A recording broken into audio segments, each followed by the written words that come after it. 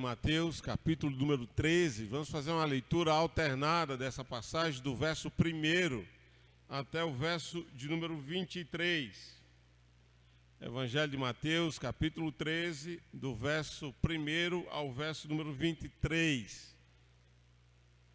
Leiamos esse texto com atenção, com calma, sem correria, pedindo a Deus que o Senhor faça com que a nossa mente, a nossa maneira de pensar, seja levado cativo esse pensar, né, à obediência de Cristo nesse instante, que você possa abstrair lições, na medida em que ler o texto, Deus vá já falando ao seu coração. Esse é o nosso desejo, é a nossa oração. Por isso eu peço que façamos essa leitura com moderação, com calma, com reflexão sobre aquilo que estamos lendo.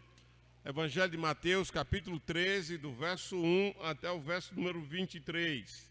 Eu vou ler os versos ímpares e vocês estarão lendo os versos pares. Diz assim a palavra do Senhor: naquele mesmo dia, saindo Jesus de casa, assentou-se à beira-mar.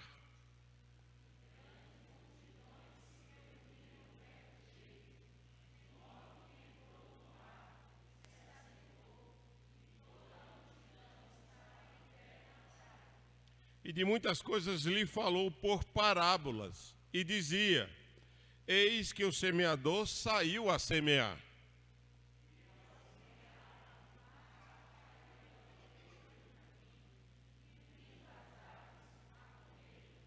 Outra parte caiu em solo rochoso, onde a terra era pouca, e logo nasceu, visto não ser profunda a terra.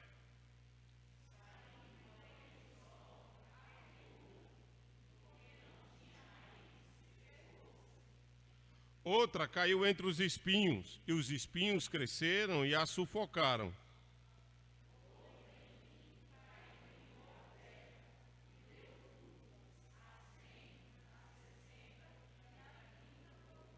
Quem tem ouvido para ouvir, ouça.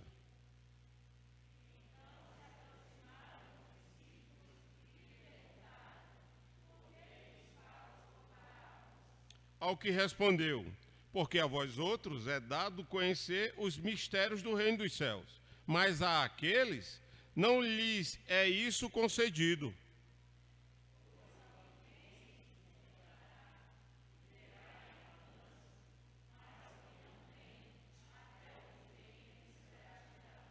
Por isso lhes falo por parábolas, porque vendo não veem e ouvindo não ouvem, nem entendem.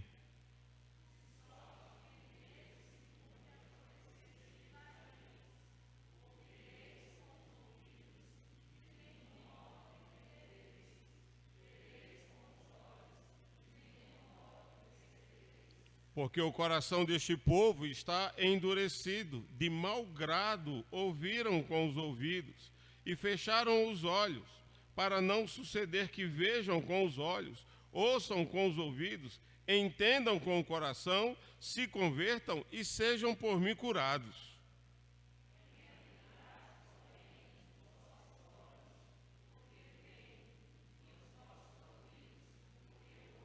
Pois em verdade vos digo, que muitos profetas e justos desejaram ver o que vedes e não viram, e ouvir o que ouvis e não ouviram.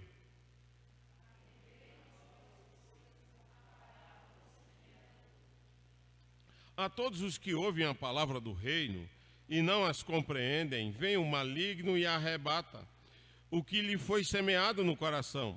Este é o que foi semeado à beira do caminho.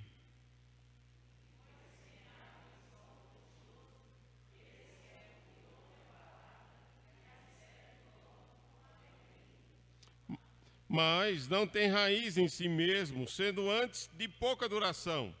Em lhe chegando a angústia ou a perseguição por causa da palavra, logo se escandalizam.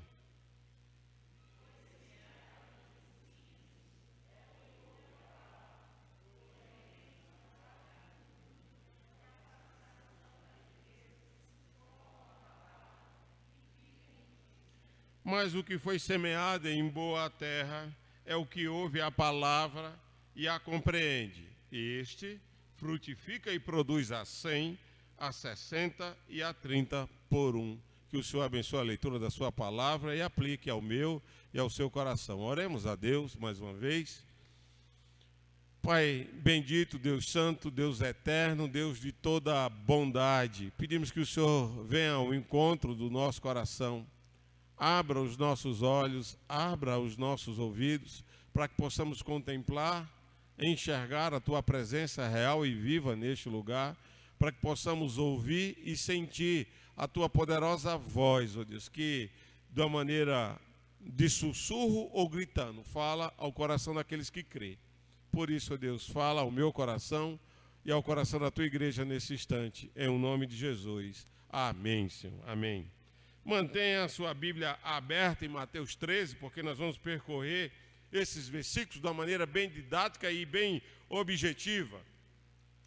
Para relembrar, e principalmente para aqueles que estão nos visitando nessa noite, temos estudado aqui na Quinta Igreja, todos os domingos, às 19h20, desde que voltamos à nossa escola dominical, os discursos de Jesus no Evangelho de Mateus. Chegamos na noite de hoje no terceiro discurso de Jesus. O evangelista Mateus, como já falamos, ele colecionou, movido pelo Espírito de Deus, colecionou os 5 grandes discursos do Mestre, do Salvador, do Deus conosco. Então, chegamos ao terceiro discurso de Jesus, cujo o propósito dessa coletânea de discursos de Jesus é ensinar acerca do reino dos céus, é ensinar acerca daqueles que pertencem ao reino, daqueles que vivem dentro desse reino, na perspectiva do evangelista Mateus, instruído e ensinado pelo Espírito de Deus. O reino dos céus não é algo que está por vir, mas no ensino, no Evangelho de Mateus,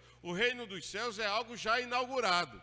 É um reino onde existe um rei, existe um reinado. Nesse reino compreende uma mensagem, compreende súditos e rebeldes. É o dia a dia, é a nossa vida, é o que nós vivemos nessa terra.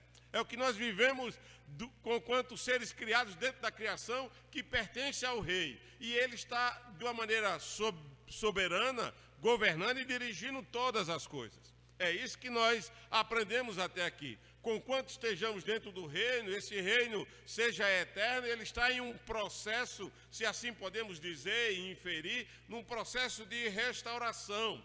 Deus está conduzindo o seu reino através do seu reinado e através daqueles que são governados por ele. Por isso cantamos na canção de hoje que todas as coisas cooperam para o bem daqueles que amam a Deus.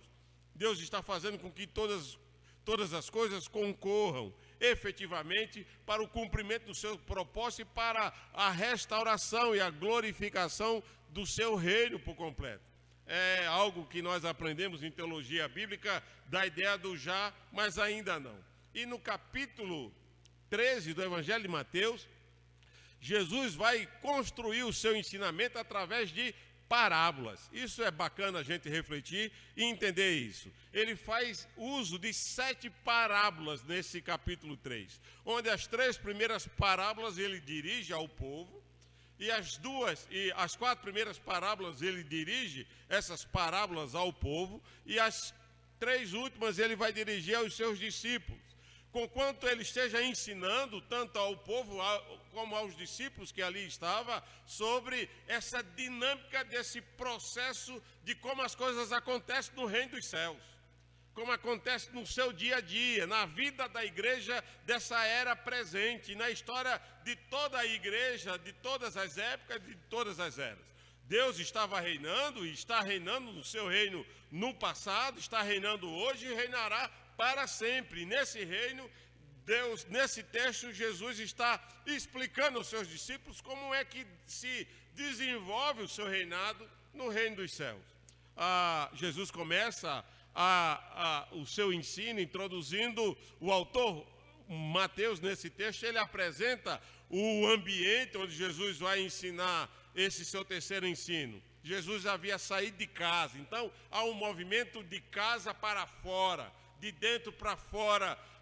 Nesse texto, alguns eruditos vão dizer que Jesus vai ao encontro da sua mãe e de seu irmão que havia sido relatado, e de seus irmãos que havia havia sido relatado no Evangelho, no capítulo de número 12. Mas, independente como nós compreendemos, o evangelista descreve essa peculiaridade no texto, dizendo que Jesus saiu de casa.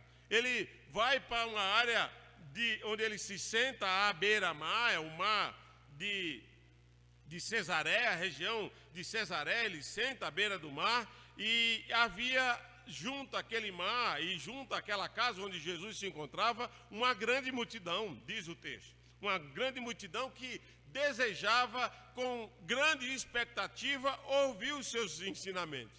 E Jesus, portanto, passa a ensinar as verdades do Evangelho, do Reino de Deus. As verdades do Evangelho, de como esse Reino de Deus se desenvolve. O Espírito de Deus, através do evangelista Mateus, tem o propósito de ensinar, de apresentar justamente esse Reino de Deus que está nesse processo de restauração.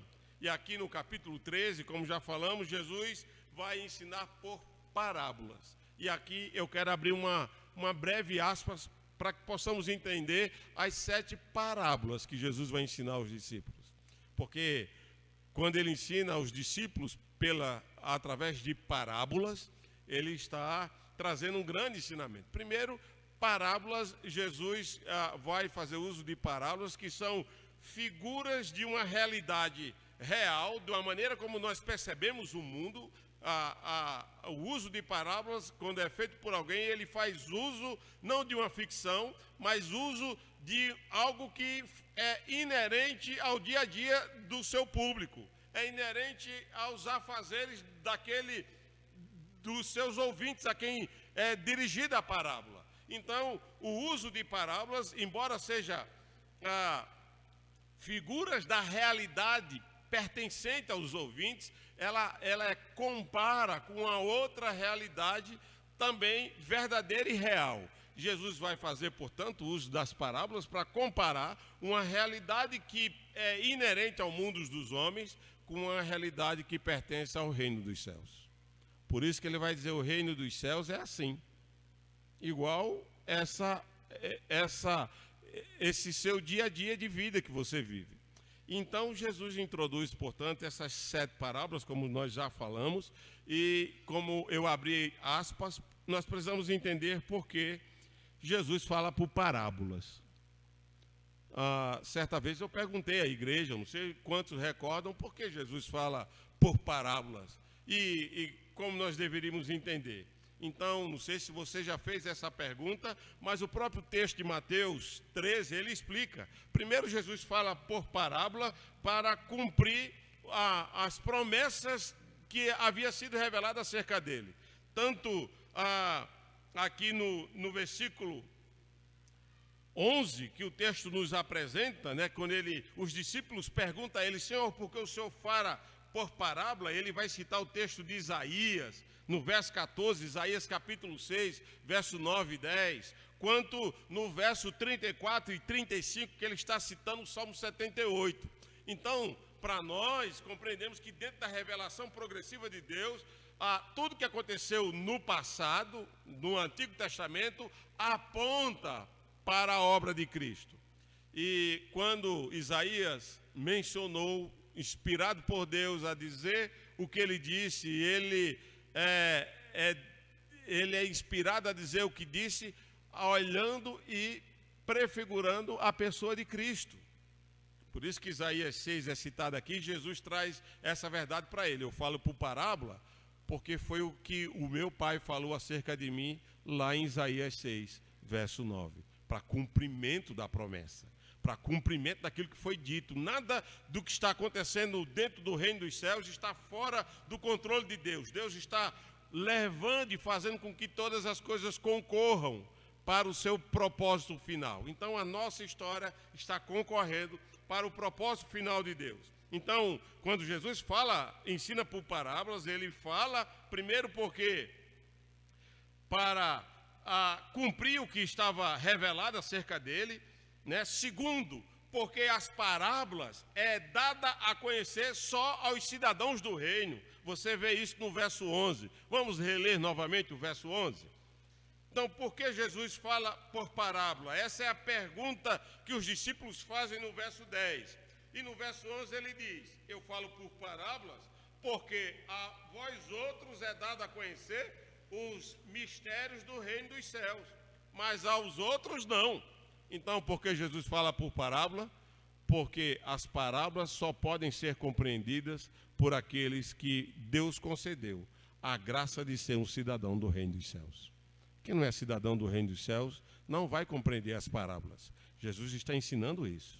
Ele fala por parábola porque a vocês, discípulos, é dado a conhecer as verdades do reino dos céus. Uma outra observação que a gente precisa fazer nesse texto, que Jesus fala por parábola, que já falamos, para cumprir o que estava escrito acerca dele lá em Isaías, no capítulo 6 e 9, quando o profeta Isaías escreve: eu falo por parábolas, porque Deus falou a meu respeito sobre isso, de tal sorte que ao falar sobre parábolas, aqueles que não são cidadãos do reino vão ver e não vão enxergar, vão ouvir e não vão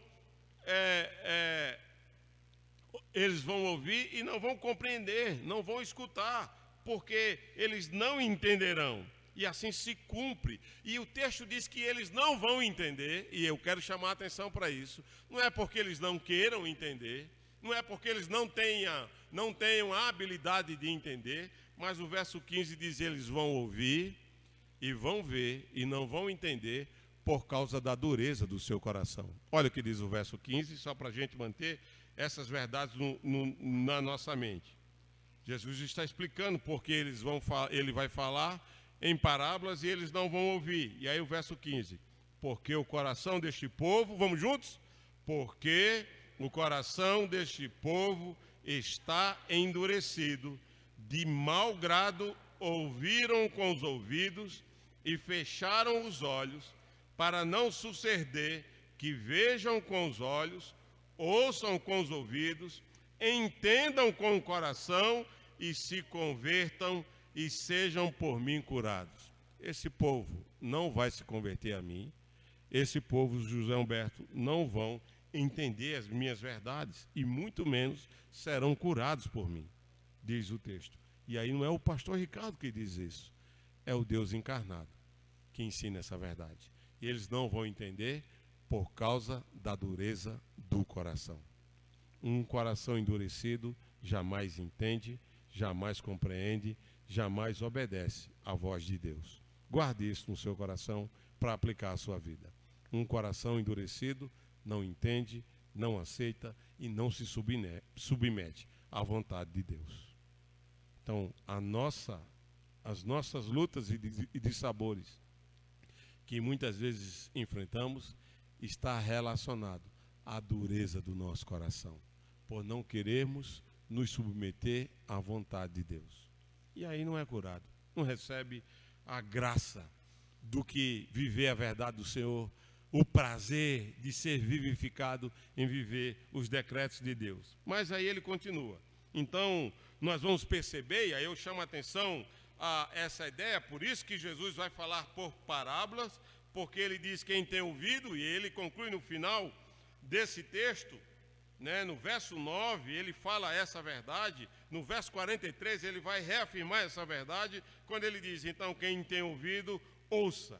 Jesus está, portanto, revelando o mistério do reino dos céus por parábola. Então, essas 7 parábolas que estudaremos nos próximos domingos aqui na nossa igreja, nos cultos à noite, vai falar sobre esse mistério, sobre essa compreensão que só entenderá aqueles a quem foi dado o compreender, o entender essas verdades do reino dos céus. Aqueles que não foi dado a compreensão desse mistério, ele não vai compreender. É o que Jesus está explicando do verso 11 até o verso 17, quando ele diz, por exemplo, no verso 12, pois quem tem, se lhe dará mais, e terá em abundância, mas o que não tem, até o que tem será tirado. E a ideia não é nenhum bem material, a ideia não é nenhuma bênção que eu recebi. O que ele está falando, aqueles que a Deus deu a compreender as verdades do Evangelho, ele irá adquirir ainda mais.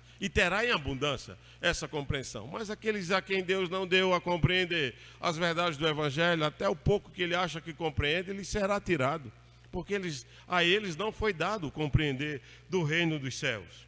E é Jesus que está ensinando esse ensino através de parábola. E aí cabe uma observação que, diferentemente do que muitas vezes nós pensamos, Jesus não, ao falar por parábola, ele não fala por parábola para facilitar a compreensão dos seus ouvintes, né? Ele não está interessado em falar de tal maneira que os que veem vejam e os que ouvem ouçam. Essa não é a ideia. Jesus não está querendo, ao falar por parábolas, por exemplo, alcançar as crianças. Eu vou falar como um bom didático que eu sou, vou falar por parábolas porque vai facilitar a compreensão dessa multidão que está em pé na beira do mar. Imagina essa cena, aquela multidão em pé, Jesus naquele barco falando essas palavras, e ele não está no seu coração com a intenção, vou falar por parábolas porque eles vão compreender melhor. Não é essa a intenção. Vou falar por parábolas porque eu quero também alcançar o coração das criancinhas, ou agradar as pessoas com a minha ilustração que vai ser impactante. Não é essa a intenção de Jesus. A intenção de Jesus é falar por parábolas para aqueles que veem e para aqueles que ouvem, aqueles que foi dado a conhecer o mistério do reino dos céus. Por isso ele fala por parábolas. Amém, queridos? E aí ele começa a desenvolver então, à luz desse texto, e a parábola do semeador, que é a primeira parábola que ele conta. E o interessante é que ele destaca, e eu quero destacar essa verdade do capítulo 13, quando ele no verso 16 diz: como são felizes, que privilégio eu e você, nós, no verso 16, Deus nos dá, quando ele nos dá a conhecer o mistério do reino dos céus. Porque no verso 16 ele diz: bem-aventurado, porém, os vossos olhos, porque veem, e os vossos ouvidos, porque ouvem. Quem tem ouvido, ouça o que o Espírito diz à igreja. E aí Jesus começa a ensinar a parábola do semeador. Portanto, do verso 2, a partir do verso 3 até o verso de número 9, Jesus apresentou a parábola do semeador, e a partir do verso 10 até o verso número 23, ele passa, portanto, a explicar a parábola do semeador. Os discípulos mudam o cenário, os discípulos chegam em casa, diz assim, então, aproximando os discípulos, lhe perguntaram: por que falas por parábola? Ele explica, citando o verso 11 ao 17, e a partir do 18 ele diz: atendei vós, pois a parábola do semeador. E aí ele começa a explicar. E entendam, queridos, que eu quero chamar a atenção aqui, que Jesus não está fazendo a diferença. A gente tem a tendência a olhar a explicação do semeador e achar que Jesus está fazendo uma distinção entre aqueles que ouvem a palavra e aqueles que não ouvem a palavra, entre aqueles que vão obedecer a palavra e aqueles que não vão obedecer a palavra. Jesus não está ensinando ou fazendo a diferença entre quem ouve e quem não ouve, quem obedece e quem não obedece. Pelo contrário, o que Jesus está ensinando aos seus discípulos é explicando como é o reino dos céus. Ele está dizendo aos discípulos que no reino dos céus, na pregação do Evangelho, haverá pessoas que vão ouvir o Evangelho porque veem e ouvem e compreendem e multiplica e frutifica, e haverá aqueles que vão ouvir o Evangelho e não vão entender, não vão viver e não vão obedecer esse Evangelho. E aí ele vai explicar por que eles não ouvem o Evangelho. Então Jesus não está fazendo a diferença entre o bom ouvinte e o mau ouvinte, mas dizendo por que no reino dos céus existem maus ouvintes e por que no reino dos céus existem os bons ouvintes. Os bons ouvintes são aqueles a quem Deus deu a conhecer o mistério do reino dos céus. Os maus ouvintes é o que ele explica na parábola do semeador, a partir do verso 19. E aí Jesus começa a dizer: olha, Ricardo, quinta igreja, a mim e a você que está presente nessa noite, nessa dinâmica do reino dos céus. A palavra do reino é pregada, o semeador é Cristo, ele está a semear a palavra, o evangelho é anunciado pelo rei, o rei tem uma mensagem que transforma, que cura, que liberta, que muda a vida daqueles que são cidadãos do reino. A palavra do rei é uma palavra libertadora, é uma palavra transformadora, é uma palavra que cura, que muda a direção dos seus súditos, mas ao mesmo tempo essa palavra não é para todo mundo. E não é para todo mundo por algumas razões que o próprio texto explica. Primeiro diz o verso 19 que a palavra de Deus não é para todo mundo. Por quê? Porque todos os que ouvem a palavra do reino e não a compreendem, vem o maligno e as arrebata o que lhe foi semeado no coração. Este é o que foi semeado à beira do caminho. Jesus usou a ideia do semeador. Esse semeador é o rei, que semeia a palavra, a semente é a palavra do evangelho, e aqueles que não compreendem a verdade do evangelho são aqueles que têm o seu coração tomados pelo maligno, diz o texto. Jesus já havia ensinado isso lá em Mateus capítulo 7, no seu primeiro discurso, presbítero Zé Humberto, quando ele fala dos cães e dos porcos, porque os cães e os porcos não fazem distinção entre o santo e o sagrado.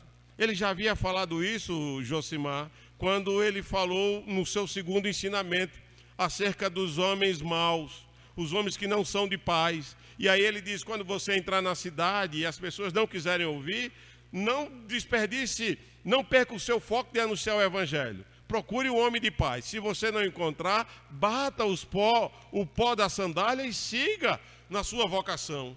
Se eles não querem ouvir, não desperdice o seu foco, porque a eles não foi dado, e agora Jesus está dizendo por que eles vão ser como cães e porcos, porque eles não serão homens de paz, porque a eles não foi dado o compreender o mistério do reino dos céus. E aí eles vão ouvir o evangelho e, por pertencer ao maligno, o maligno vem e arrebata tudo aquilo que foi semeado. É o que diz o verso 19. Eles não entendem, não compreendem, porque o seu coração foi tomado pelo maligno. Não farão a menor distinção entre o sagrado e o profano. Eles não levam Deus em conta. Vão ser obstinados inimigos de Deus. Vão amar o mundo e as coisas desse mundo. Por isso eles não vão ouvir a verdade do evangelho. Mas o segundo impedimento que impede que as multidões, aqueles que não são do reino, não compreendam a verdade do evangelho e cresçam, diz o verso 21, é porque eles até ouvem a palavra do evangelho, diz o verso 21, vamos ler o verso 21 do texto.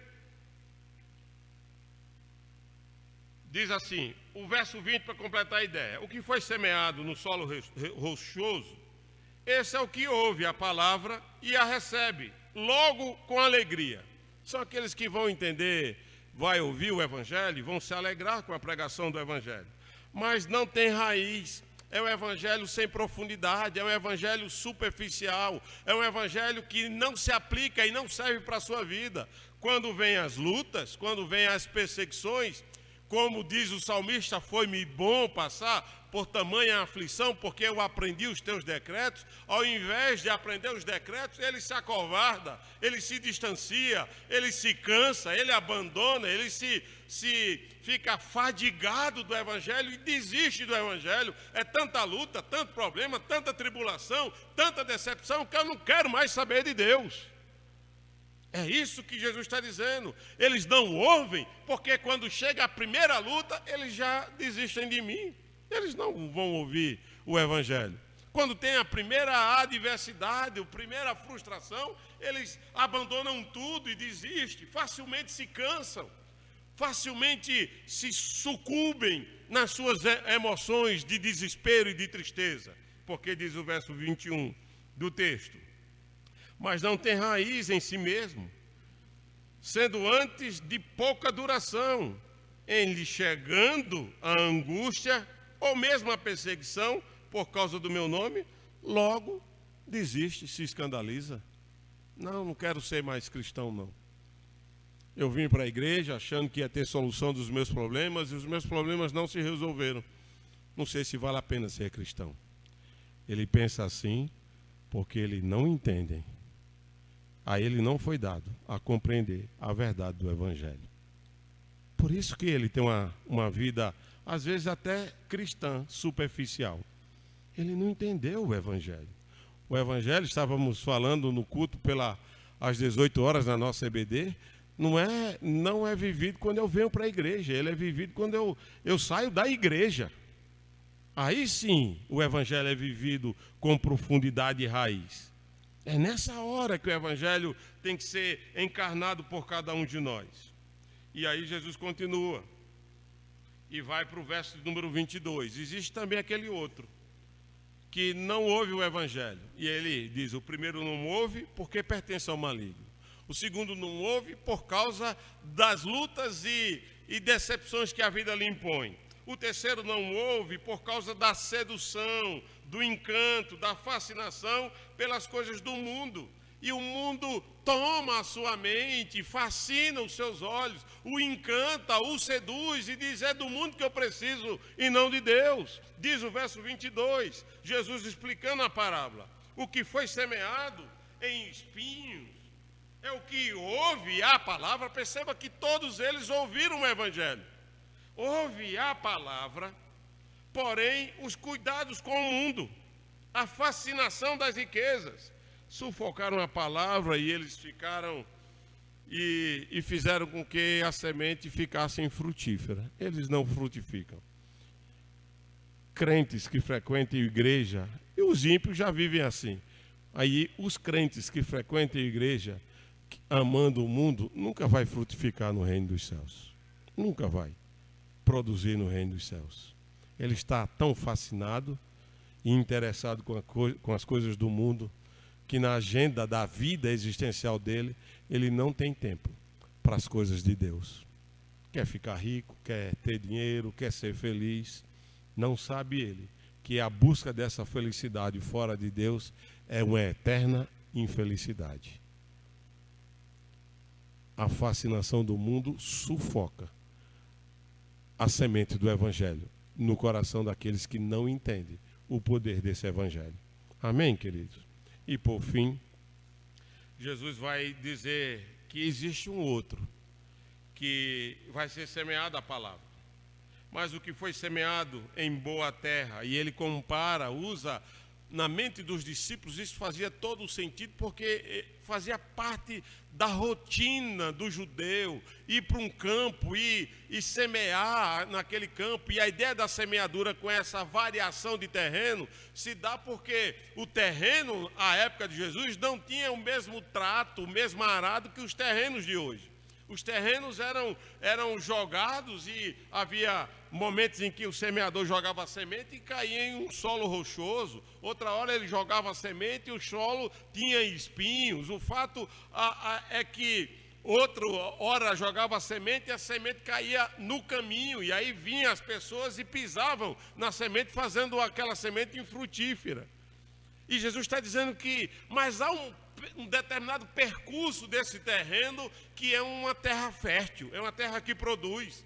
E aí Jesus vai dizer no verso 23 justamente isso. Mas o que foi semeado em boa terra é o que ouve a palavra. A terra fértil é aquela que ouve a palavra. A terra fértil é aquela que compreende a palavra. E aí diz Jesus, quem ouve o Evangelho e compreende esse Evangelho, esse frutifica e multiplica a 100, a 70 e a 30 por 1.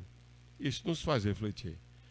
Se eu não sou um cristão que frutifica a 100, a 60 e a 30 por 1, é porque essa semente desse Evangelho não brotou em mim ainda.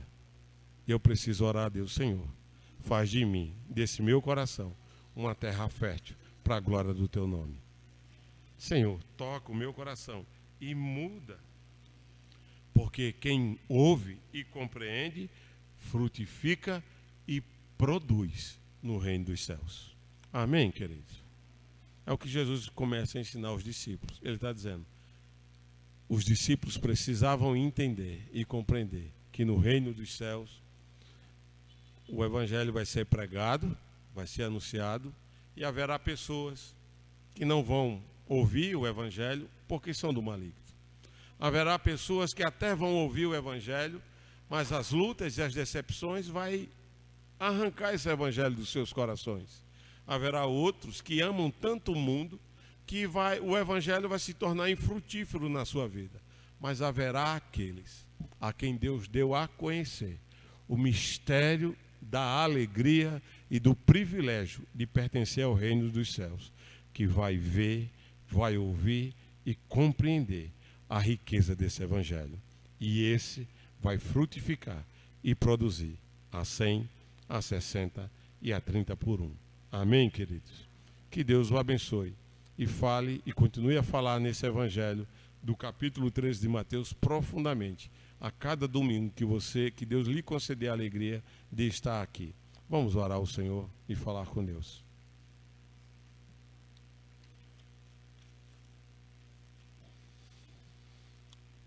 Pai de amor, Deus santo, Deus bendito, o reino dos céus está posto diante dos nossos olhos.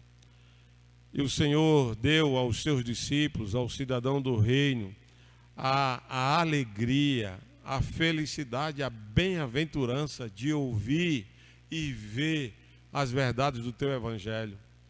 Ó Deus, que nessa noite, ó Deus, que somos desafiados a frutificar, a produzir no teu reino, que o Senhor fale de uma maneira poderosa no nosso coração. Ó Deus, conquanto pertencemos e pertencendo ao Senhor, ó Deus, se o mal que habita em nós tem nos impedido de produzir, repreenda esse mal em nós. Porque não são poucos, mas são muitos, ó Deus, que ouvem o teu evangelho e não compreendem, porque pertencem ao maligno. Não são poucos, Senhor, e são muitos, ó Deus, que ouvindo o teu evangelho desanimam na caminhada, ó Deus, porque valorizam mais as suas dores e as suas lutas do que o Deus que nos faz andar por cima das tempestades, nos faz mais que vencedor apesar da luta, nos faz enxergar que a nossa esperança é o Senhor. A nossa esperança não é que a nossa vida melhore, não é que os nossos problemas sejam solucionados.